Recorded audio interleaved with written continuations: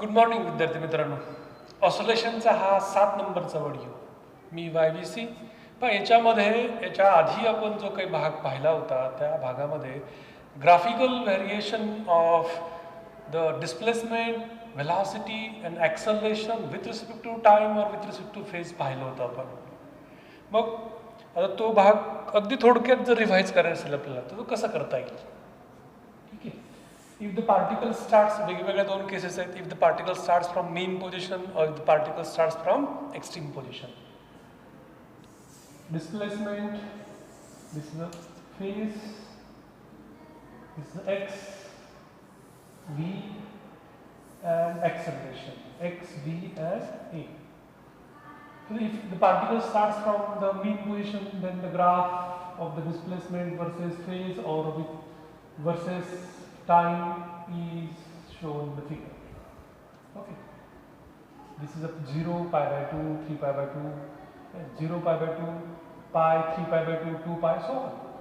The values of the omega t or the phase. Similarly, for the velocity it is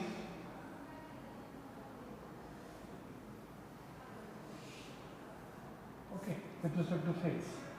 Acceleration.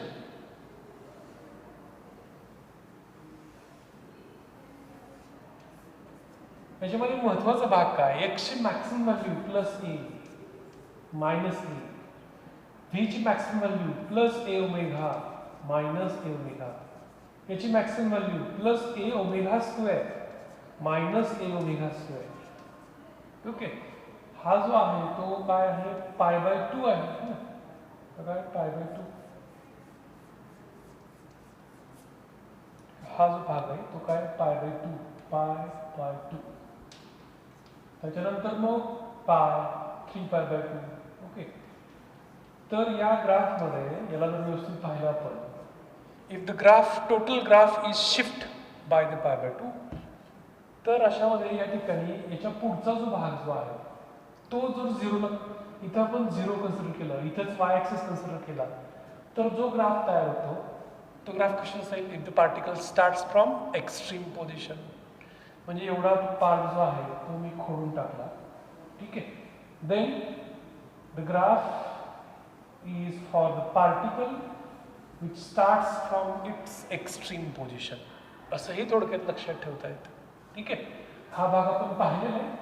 आता आज जो आपल्याला भाग पाहायचा आहे तो पहा कसं ऑसोलेशन 7 मध्ये आपल्याला पाहायचं आहे, composition of 2 simple harmonic motion which are having the same phase, which are having the same path, which are having the same period, frequency, कशा आहेत सेम आहे but different amplitude and different initial phases. एक उदाहरण बघूया आपण. Suppose that is simple pendulum. असा simple pendulum. ठीक आहे. याला 2 सिंपल हार्मोनिक मोशनमध्ये कंबाईन करायचं आहे. मी जर याला ओढून सोडून दिलं then it will oscillate in this way. Okay, but if I push when it reaches at the mean position, है ना, एक थोडासा असा टच करतो फक्त मध्ये, then it will revolve in a circle.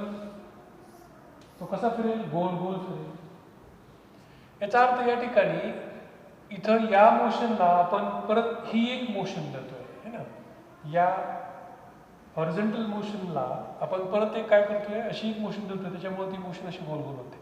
पण आपल्याला या ठिकाणी अशी मोशन पाहिजे नाही. पाथ इथं कसे दोन्ही वेगवेगळे आहेत. हा एक पाथ आहे, हा एक पाथ आहे. 2 पाथचं कॉम्बिनेशन झालं की या ठिकाणी सर्क्युलर मोशन तयार झाली आहे. ते आपल्या सिलेबसमध्ये नाही आहे सध्या तरी. आत्ता काय आपल्याला, तर या ठिकाणी ही एक SHM आहे ना, दुसरी SHM तशीच आहे परत, त्याचा ॲम्प्लिट्यूड वेगळा आहे, इनिशियल फेज वेगळा वेगळा आहे. तर अशा वेळेला रिझल्टंट मोशन कशी असेल, आत्ता पाहिलं आपण.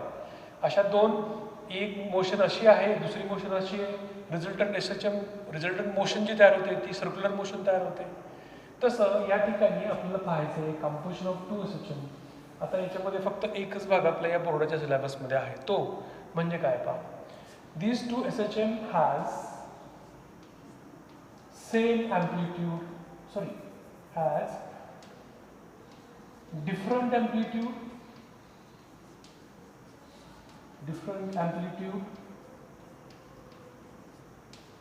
and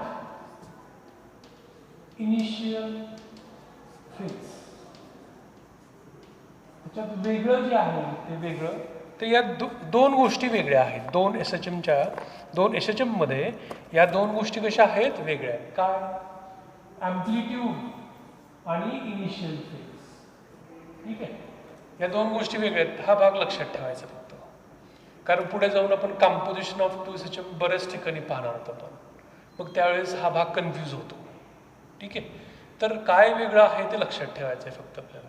मग आता सुरुवात कशी करतोय आपण. Let us consider a particle of mass m or the particle performing the linear simple harmonic motion, or let us consider two simple harmonic motions having the amplitude a1 a2 having the initial phases phi1 and phi2 are represented by means let us consider the composition of two simple harmonic motions which are having the different amplitude and different initial phases but same path, same frequency, same period, and in which the A1, A2 are the amplitude, phi1, phi2 are the phase. These two simple harmonic motion are represented by the equations. So first equation is the x1 is equal to, आता x1 का घेतला, कारण along the x axis consider करतोय आपण, म्हणून it is a1 into sine of omega t plus phi1. Period same आहे, frequency same आहे. ठीक आहे, ॲम्प्लिट्यूड वेगळी आहे, इनिशियल फेज वेगळा आहे. इक्वेशन नंबर 1 म्हणलं तरी चालेल, 1. त्यानंतर second simple harmonic motion, linear simple harmonic motion represent by x2, that is a2 into sine of omega t plus phi2. Equation number 2. Okay, the resultant displacement, these are the displacement. Resultant displacement is vector sum of the displacement of the two simple harmonic motion. म्हणजे याचा vector sum होतो, बेरीज होते. म्हणजेच काय, so resultant displacement is x, that is x1 plus x2. So put the value of x1 and x2, we get a1 into sine of omega t plus phi1 plus a2 into sine of omega t plus phi2. Okay, ह्या दोन equation लक्षात ठेवायचे. Resultant displacement हे vector sum of the displacement produced in the individual linear simple harmonic motion, that is x is equal to x1 plus x2. याच्यामध्ये आपल्याला वापरायचा आहे sign a plus b चा फॉर्म्युला है ना. साइन a प्लस b याचं expansion माहिती आहे तुम्हाला, सांगा बरं. एक्सपान्शन काय, साइन a बरोबर cos b plus cos a sin b. ठीक आहे, अगदी सुरुवातीला चॅप्टर सुरू करण्यापूर्वी सांगितलं होतं की हा फॉर्म्युला लक्षात ठेवायचा आपल्याला. ओके, पहिलं या साइन ओमेगा टी प्लस phi1चं एक्सपान्शन केलं आपण. तर एक्सपान्शन केल्यानंतर काय येऊ शकतं, तर x इज इक्वल टू, इथे a1 दोन्ही टर्मसाठी लिहिलं आपण, a1 sine of omega t into cos of phi1 plus a1 परत तसाच लिहिला आपण, a1 cos of omega t into sine of phi1. म्हणजे सुरुवातीला याचं एक्सपान्शन केलंय आणि a1 नी काय केलं, मल्टिप्लाय पण केलं. प्लस आता a2 पुढची टर्म तुम्हाला पण सांगताय, sine of omega t into cos of phi2 plus a2 into cos of omega t into sin phi2. Equation number 3 म्हणूयात त्याला आपण. ठीक आहे, इक्वेशन नंबर काय, 3. आता इक्वेशन नंबर 3 1 2 लक्षात ठेवायचं आपल्याला. ठीक आहे, इक्वेशन नंबर 3 मध्ये जर या ठिकाणी या दोन टर्म व्यवस्थित पाहिल्या आपण, ही एक टर्म, ही एक टर्म, याच्यात कॉमन काय, साइन ओमेगा टी कॉमन आहे. मग या ठिकाणी a1 into cos of phi1 plus A2 into cos of five 2, याच्यामधून कॉमन काय भेटतं आपल्याला sign omega T. Okay, plus आता या दोघातून कॉमन काय भेटेल कॉस ओमेगा टी भेटेल. म्हणजे ते कसं लिहिता येईल पहा, A1 into sine of five 1 plus A2 into sine of five 2. ठीक आहे, कॉस ऑफ ओमेगा टी काय आहे कॉमन आहे,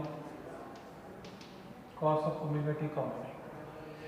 तर या ठिकाणी याच्यामध्ये हा जो ब्रॅकेट आहे, ब्रॅकेट त्या ब्रॅकेट पा A1 A2 त्यानंतर phi 1 phi 2 are the constant.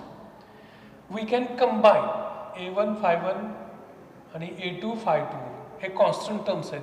ह्या कॉन्स्टंट टर्मला कंबाईन करून एकच कॉन्स्टंट टर्म आपल्याला घेता येतो. मग त्यासाठी आपण काय केलं, या ब्रॅकेटसाठी एक वेगळी टर्म ठेवतो आपण. ते टर्म ठेवतो हे लक्षात ठेवायचं आपल्याला. या पहिल्या ब्रॅकेटसाठी काय ठेवतोय पहा, याला इक्वेशन नंबर 3 म्हणलंय आपण. ठीक आहे, तर याच्यामध्ये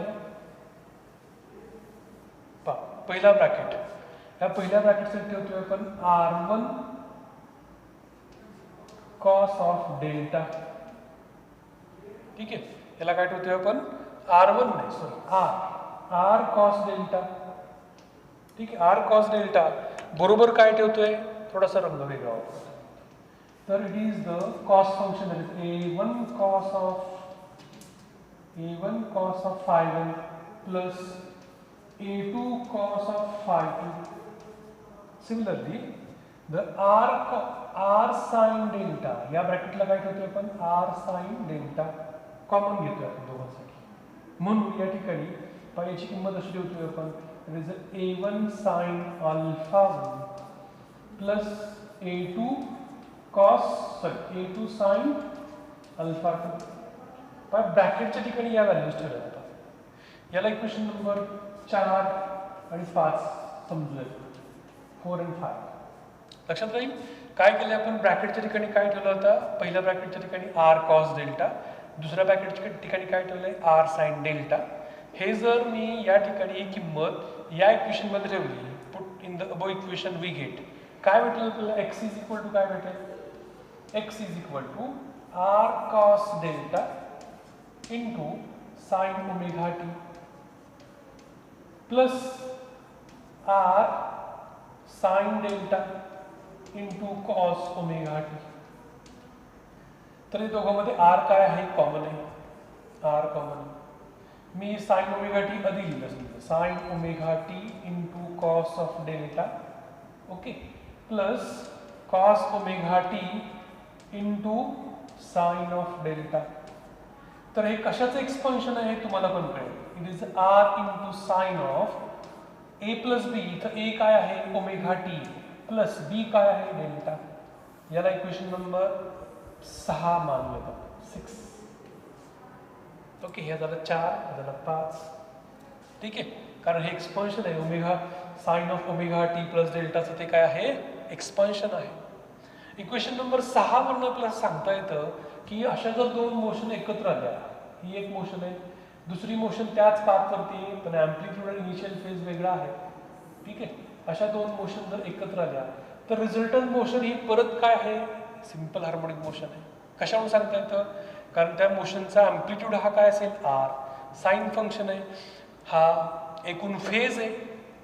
ठीक आहे, हा काय आहे एकूण फेज आहे. म्हणून या ठिकाणी इथं याच्यावरूनच आपलं सांगता येतं की अशा दोन मोशन जर एकत्र आल्या तर तिसरी जी मोशन तयार होते ती पण कशी असेल, it is a linear SHM असेल की ज्याची ॲम्प्लिट्यूड किती असेल R एवढी असेल. ठीक आहे, ज्याचा फेज किती असेल एवढा असेल, ओमेगा टी प्लस डेल्टा एवढा असेल. म्हणजे जे इनिशियल फेज आहे फाय 1 फाय 2 तसा आहे का नाही. तर या ठिकाणी इथं याच्यानंतर आपल्याला या ठिकाणी याच्यावरती प्रश्न जो विचारतो, composition of two simple harmonic motion having the same period and along the same path असं विचारतात, which are having the different amplitude and the different initial phases. इथं आपलं हे उत्तर नाही समजत, याच्या पुढे जायचं आहे आपल्याला. आपल्याला R आणि डेल्टाची किंमत काढायची आहे, कारण R आणि डेल्टाची किंमत आपल्याला याच्यावरून काढायची आहे, इक्वेशन नंबर 4 and 5. तरी फक्त इथे काय लिहायचं आहे, again it perform linear simple harmonic motion. Okay, then next from equation 4 and 5. ठीक आहे, फ्रॉम इक्वेशन 4 and 5 मी 4 आणि 5 तशीच ठेवतो. ठीक आहे, हा 4 आणि 5 वरून काय करायचं आहे आपल्याला, आर ची किंमत काढायची सुरुवातीला. Square and add equation number 4 or the 5 and 4. 5 and 4. So we get square and add. लक्षात ठेवा, square and add equation 5 and 4. Equation 5 and 4. We get आपल्याला काय भेटेल, डावी बाजू पहा, डाव्या बाजूमध्ये काय आहे, R square sine square delta plus R square cos square delta is equal to, याचा आपल्याला वर्ग करायचा आहे. ठीक आहे, A plus B bracket square. ठीक आहे, it means A square plus B square plus 2 times A B. इथं ए काय मोठा आहे ना, त्याचा वर्ग करूया. आता या पहिल्या ब्रॅकेटचा वर्ग केला आपण, तो वर्ग कसं लिहिता येईल, a1 स्क्वेअर, ठीक आहे, sine square alpha 1, sine alpha 1 square नाही ना, साइन स्क्वेअर अल्फा 1 प्लस आता याचा वर्ग केला आपण a2 स्क्वेअर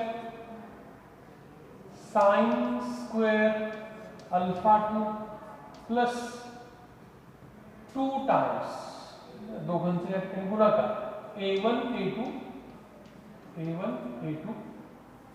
ठीक आहे, काय शिल्लक असेल, sine of alpha 1 sine alpha 1 and sine alpha 2, sine alpha 1 and sine alpha 2. ठीक आहे, तर याच्यामध्ये या ठिकाणी याच्यानंतरचा भाग काय येऊ शकतो पहा, प्लस, त्याला रंग वेगळा वापरतो, प्लस. आता याचा वर्ग केला आपण, कारण स्क्वेअर ॲड ना, हा पहिल्या याचा वर्ग केला पूर्ण आपण 5 नंबरचे डावी बाजू. आता 4 नंबरची डावी बाजू आपल्याला वर्ग करायचा आहे. It is a1 square cos square alpha 1 plus a2 square cos square alpha 2 plus 2 times a1 a2 cos alpha 1 into cos alpha 2. Okay, आता याच्यामध्ये पहिली टर्म आणि चौथी टर्म या दोघांना पहा. जर या दोन्ही टर्म मधून आपल्याला कॉमन काय भेटतं, ठीक आहे, कॉमन काय भेटते पहा, याच्यामध्ये आपल्याला कॉमन भेटतो तो म्हणजे a1 स्क्वेअर कॉमन भेटतो. ब्रॅकेटमध्ये काय शिल्लक असेल, sine square alpha 1 plus cos square alpha 1. Angle तोच आहे, याचा दोघांच्या वर्गांची बेरीज किती असेल, बरोबर 1 असेल, म्हणजे ते 1 नाही लिहिलं तरी चालेल. नेक्स्ट, याच्या दोघांतून कॉमन काय भेटेल, a2 स्क्वेअर भेटेल. ब्रॅकेटमध्ये काय शिल्लक राहील, sine square alpha sine square या ठिकाणी five 2 plus cos square five 2 sine square theta plus cos square theta again 1. So it is a2 square plus या दोघातून कॉमन काय भेटणार आहे, 2 times a1 a2.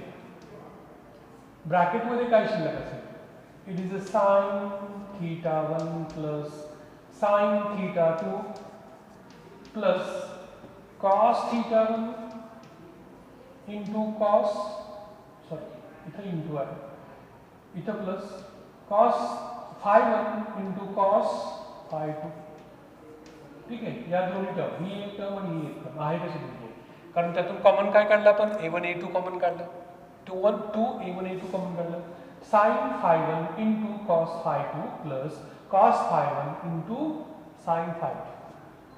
ब्रॅकेटला थोडंसं व्यवस्थित पहा, है ना, व्यवस्थित पाहिलं कशाचं एक्सपान्शन आहे, ते कशाचं एक्सपान्शन आहे,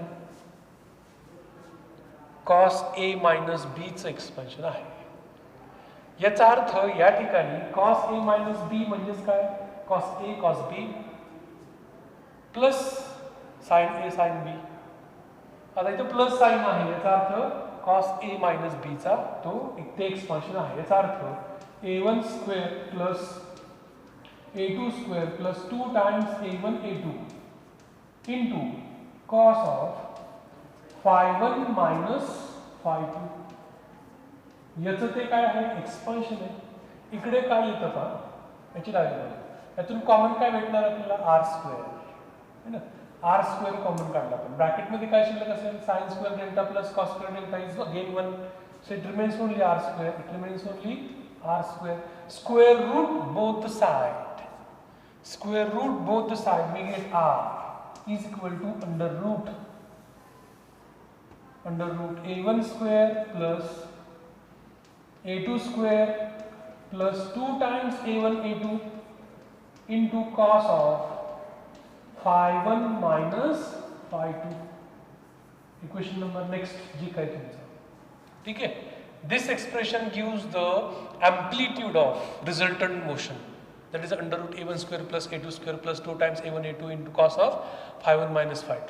If we know the amplitude of the two SHMs and the phase difference between them, then we can determine the resultant amplitude of the resultant motion.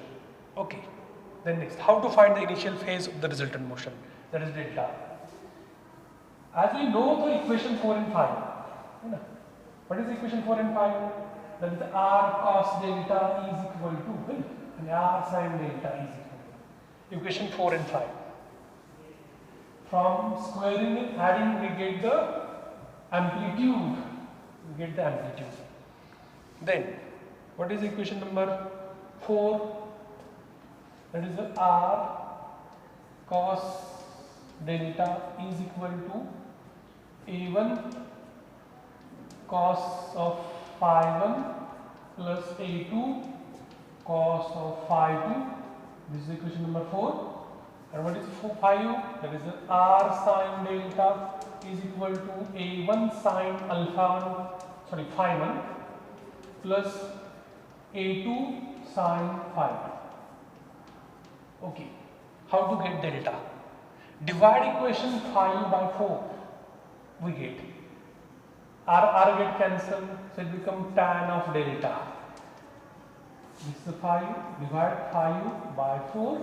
R get cancelled. Sin delta upon cos delta is a tan delta, which is equal to a1 sin alpha 1 plus a2 sin alpha phi2 upon a1 cos phi 1 plus a2 cos phi 2. So therefore finally delta, we get delta. Delta is the tan of inverse. Tan तिकडे घेतला आहे ना. Tan inverse into bracket a1 sin delta, so a1 sin phi 1 plus a2 sin phi 2 upon a1 cos phi 1 plus a2 cos phi 2. Okay, this expression gives the initial phase of the resultant motion. Okay, आता याच्या सोबत एखादा प्रश्न विचारला असेल, जोडून आलेला प्रश्न. Find the resultant amplitude if the phase difference is given. Phase difference जर वेगवेगळा असेल तर resultant amplitude काय असेल असं जर विचारलं असेल, phase difference 0 or the pi by 2 or 180 असं जर असेल तर मग amplitude काय असेल? म्हणजे जे दोन लिनियर सिंपल हार्मोनिक मोशन एकत्र येणार आहेत त्यांतला त्या दोन SHM मधला जर फेज डिफरन्स वेगवेगळा असेल तर त्याचे काही केसेस आहेत. त्या केसेस पण परीक्षेमध्ये विचारतात. त्यातली फर्स्ट केस पाहूयात आपण, त्याला स्पेशल केस म्हणूयात आपण. फर्स्ट केस आहे if the two SHMs are in phase, it means the phase difference between them are 0. It means phi1 minus phi2 is equal to 0. Then what is the r? If the phi1 minus phi2 is 0, then cos of phi1 minus phi2 is equal to cos 0 plus 1, so it is a plus 1. Okay, then r is the लक्षात a1 square, okay, plus a2 square, okay, plus 2 times a1 a2 into 1, okay. Then it is the square of the a1 plus a2 bracket square. It is a a1 plus a2 bracket square. So it can be written as under root a1 plus a2 bracket square. a1 plus a2 bracket square. Square root get cancels with this square. So r becomes a1 plus a2. Again there is a special case. If the two amplitude of two linear simple harmonic motions are same, means if a1 is equal to a2 is equal to a, then r becomes 2 times a, 2 times a. This is first special case in which the phase difference is 0. They are in phase. It means phi1 minus phi2 is equal to 0. Second case, okay, second case, if they are out of phase, or the phase difference between them is pi by 2. It is pi by 2. Then cos pi by 2. Cos pi by 2 is the 0. Okay, it means a1 a2 into 0. So total term becomes 0. It remains only, which is equal to a1 square plus a2 square.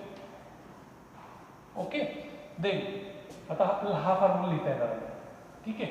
पण if a1 is equal to a2 is equal to a असं असेल तर 2 times a square येऊन जाईल ना, 2 times a square येतं. a square चा square route काढला आपण तर तो a येतो. याचा अर्थ r किती भेटतो, अंडर रूट 2 times a. जर ॲम्प्लिट्यूड सारखी असेल तर आणि दोन्ही SHM आउट ऑफ फेज म्हणजे फेज डिफरन्स किती पाय बाय 2 असेल तर. थर्ड केस पहा, शेवटची case. If the phase difference between the two simple harmonic motion is a pi radian or 180 degree, then cos of phi1 minus phi2 is the cos 180 is the minus 1. So the r becomes a1 square plus a2 square plus 2 times a1 a2. Cos of phi1 minus phi2 is a minus 1.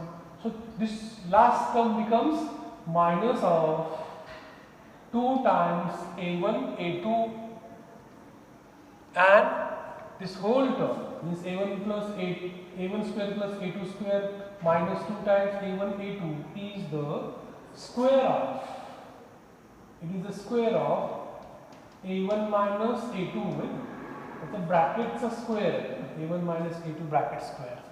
It is a1 square plus a2 square minus 2 times a1 a2 minus 2 times a1 a2. If square root means this, it is under the square root, so r becomes a1 minus a2.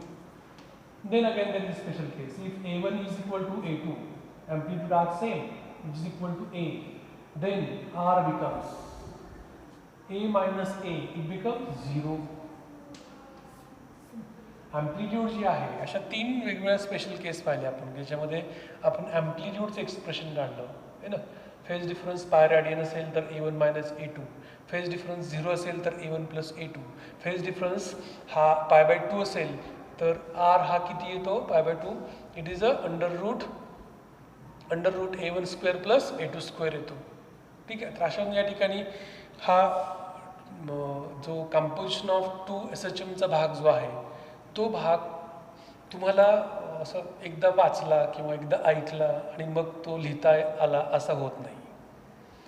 तो तुम्हाला एकदा अशी practice करावी लागते, लिहून काढावं लागतं. न बघता ते तुम्हाला लिहिता आलं पाहिजे, ठीक आहे. न बघता कधी लिहायचं आहे, आज शिकून झालं आहे तर त्याचं आजच ते प्रिपेअर करायचं आहे. तुम्ही काही दिवसांनी प्रिपेअर केलं तर हे लक्षात राहणार नाही, ठीक आहे. तर थांबूया इथेच आपण. प्रिपेअर कराल तुम्ही हे आर्टिकल अशी अपेक्षा ठेवतो आणि थांबतो.